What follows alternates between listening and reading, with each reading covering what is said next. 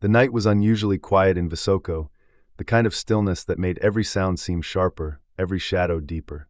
Amir, a curious boy of 10, sat cross-legged on the worn carpet of his living room, the flicker of the old television casting fleeting light across his face. Beside him, his best friend Eldin leaned back against the couch, clutching a pillow as they watched a heated soccer match. The excitement of the game kept them awake far past the time Amir's parents had gone to bed. It was nearly midnight when it happened. A sudden streak of light tore across the sky, brilliant and unearthly, followed by a low rumble that shook the very foundation of Amir's house. The glasses in the kitchen rattled, and a picture frame toppled from the mantel. Both boys froze, wide-eyed. "Did you see that?" Amir whispered, his voice barely audible over the pounding of his heart. Eldin nodded, his face pale but his eyes alight with the thrill of something extraordinary.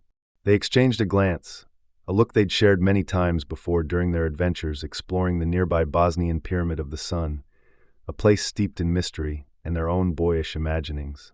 They had often joked about aliens coming back to the pyramid, their home base, their ancient altar. But this wasn't a joke. Grabbing their flashlights, they slipped out of the house, careful not to wake Amir's parents.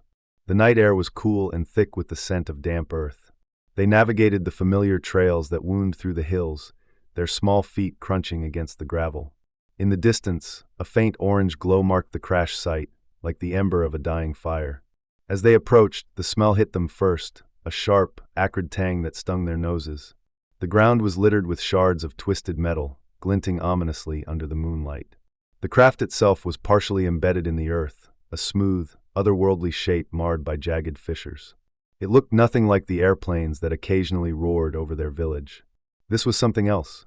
And then they heard it, a faint, high-pitched chirping sound emanating from the wreckage. It wasn't mechanical, nor did it resemble any animal they knew. It was alive. Their hearts pounded as they crept closer, the beam of Amir's flashlight trembling as it caught movement inside the ship. They peered through a jagged opening in the hull, and what they saw made their breath catch. Inside lay a small creature, no larger than a toddler, with skin that shimmered faintly under the light. Its large, black eyes blinked slowly, almost sleepily, as if the crash had taken every ounce of its strength. Its tiny limbs trembled, and it let out another soft chirp, like a plea. Beside it was another being, taller and broader, slumped lifelessly against the wall of the craft. Its posture, protective even in death, suggested it had shielded the smaller one during the crash. "It's a baby," Amir whispered, his voice trembling. Eldin nodded, his face pale. "And that must be its father." Before they could process what they were seeing, the distant thrum of a helicopter broke through the stillness, growing louder with every passing second. The boys turned to see beams of light cutting through the trees, accompanied by the unmistakable sound of vehicles grinding to a halt. Voices followed, harsh and commanding, speaking a language that was foreign yet familiar, English. "It's the Americans," Eldin hissed. "The CIA." Panic surged through them. They couldn't let the baby alien fall into the hands of these strangers. Without a word, Amir reached into his jacket, pulling out a blanket he'd grabbed on a whim. He carefully wrapped the trembling creature, its chirps growing quieter as it nestled into the warmth. "Let's go," Amir urged. Eldin hesitated, glancing back at the craft and the fallen figure inside. "Are you sure?" "They'll take it," Amir said, his voice firm despite the fear in his eyes. "They'll take it and do who knows what. We can't let that happen." Eldin gave a quick nod, and together they turned, running as fast as their legs could carry them. The baby alien's faint glow seeped through the blanket, illuminating their path as they darted into the forest, leaving the wreckage and the approaching agents behind. Amir and Eldin sat cross-legged on the floor of Amir's bedroom, the faint glow of the baby alien, now affectionately named Mali Zeko, lighting up their faces. The creature chirped happily as it hopped around on all fours, its silken, translucent skin reflecting the colors of the room like a prism.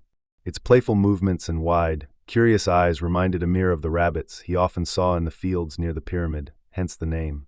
Mali Zeko had already proven to be full of surprises. When Eldin accidentally dropped a flashlight earlier, the little alien had startled, disappearing right before their eyes, blending seamlessly with its surroundings like a chameleon. "Did you see that?" Eldin had whispered, awestruck. "It's like magic." But now their focus was on something more pressing, feeding Mali Zeko. They'd tried bread, cheese, and even some leftover savapi from the fridge, but none of it interested the little creature. It wasn't until Amir broke open a bar of milk chocolate that Zeko chirped excitedly, hopping over and nibbling at it with delicate precision. "Looks like someone's got a sweet tooth," Amir said, laughing softly as he handed Zeko another piece.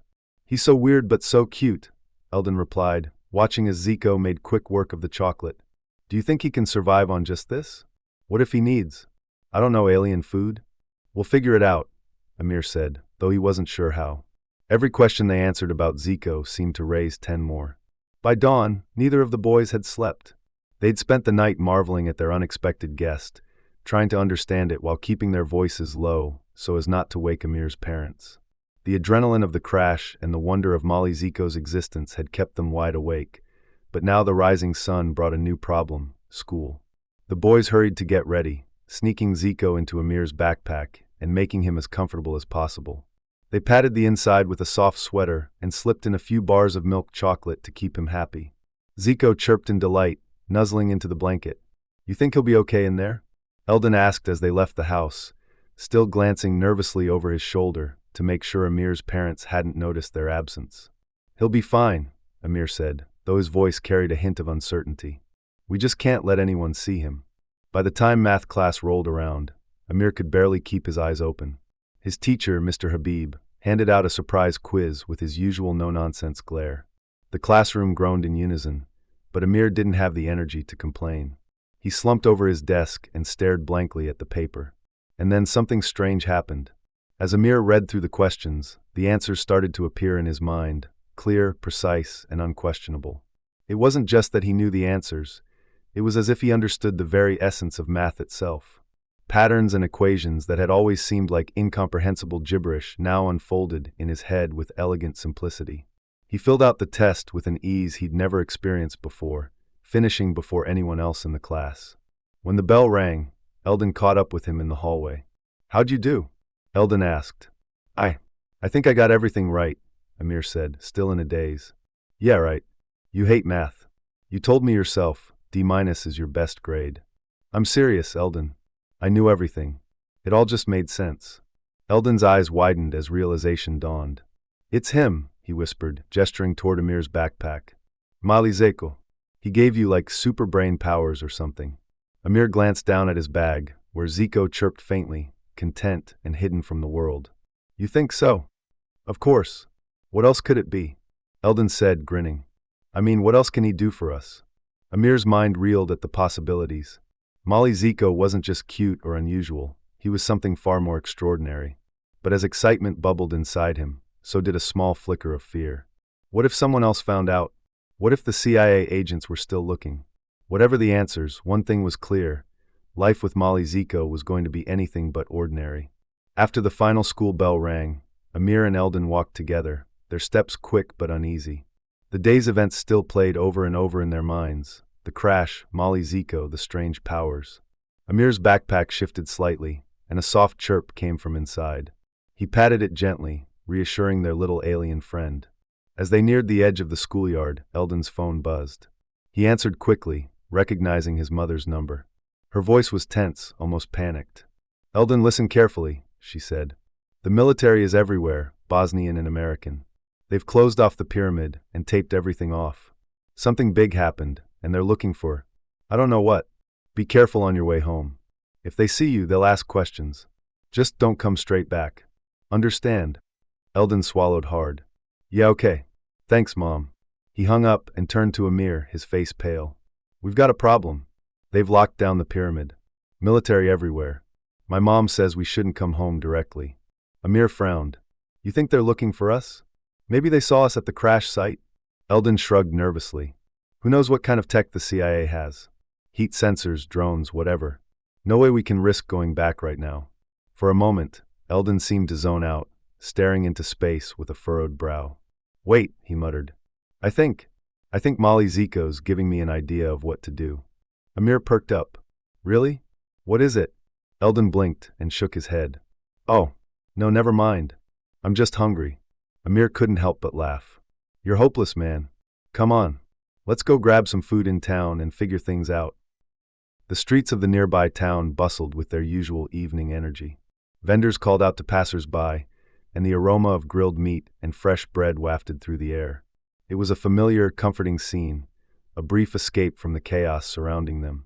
The boys ended up at their favorite little restaurant, a cozy place where the owner, Uncle Enes, always greeted them warmly. They ordered burgers, Bosnian style, with soft bread and a twist of traditional spices that made their mouths water. As they waited, Amir's backpack shifted again. Mali Zeko was getting restless. Uncle Enes approached their table with a knowing grin. "Hey boys, what's moving in your bag, huh? You bring a cat with you?" Amir's heart leaped into his throat, but he forced a laugh. "Yeah, my little kitty. She's very attached to me. Follows me everywhere." Uncle Enes chuckled and patted Amir on the shoulder. "Well, make sure you keep her out of trouble. And say salam to your father for me, okay?" "Will do," Amir said quickly, his voice shaky as Uncle Enes walked away. Eldin snorted into his drink. "A cat? That's the best you could come up with." Amir glared at him. "You try thinking on your feet with a baby alien in your bag." By the time they left the restaurant, the streets were quieter. It was nearly 10 p.m., and Amir's phone buzzed in his pocket. His mother's name lit up the screen. "Where are you?" she demanded as he answered. "It's late. I'm with Eldin," Amir lied. "We're hanging out at his cousin's house. Don't worry, I'll be home soon." His mother sighed heavily. "Okay, but don't make me call again." As he hung up, Amir turned to Eldin. "We've got to get back, but we'll go through the woods." No way we're walking down the main road. The forest loomed dark and silent as they made their way home, the crunch of leaves underfoot the only sound. Mali Zeko was quiet now, as if sensing the need for stealth. They moved carefully, keeping to the shadows. So far, their plan seemed to be working. But as they neared the outskirts of Amir's neighborhood, something strange happened. Amir froze mid-step, his vision suddenly clouded. The world around him shifted, and for a moment, he wasn't in the forest anymore. He saw tunnels, vast, intricate networks that stretched for miles. The walls shimmered with a faint, otherworldly glow, etched with symbols he didn't understand but felt deeply connected to. The air was heavy with age, yet the place exuded a sense of advanced knowledge, as though it belonged to a civilization far beyond anything he could comprehend. At the heart of it all stood a pyramid, its apex glowing faintly in the dark, ancient yet alive. The vision lasted only a few seconds, but when it ended, Amir stumbled, gasping for breath. Eldin caught his arm, his face full of concern. "What happened? Are you okay?" Amir nodded, though he wasn't sure he believed it himself. I saw something. Tunnels. A pyramid. It felt like it was from thousands of years ago." "What are you talking about?" Eldin asked, confused. "Mali Zeko," Amir whispered, glancing at his bag. "He's choosing me. But for what? I don't know." They stood there for a moment, the weight of the revelation sinking in. Whatever was happening, their lives had changed forever. And this was only the beginning.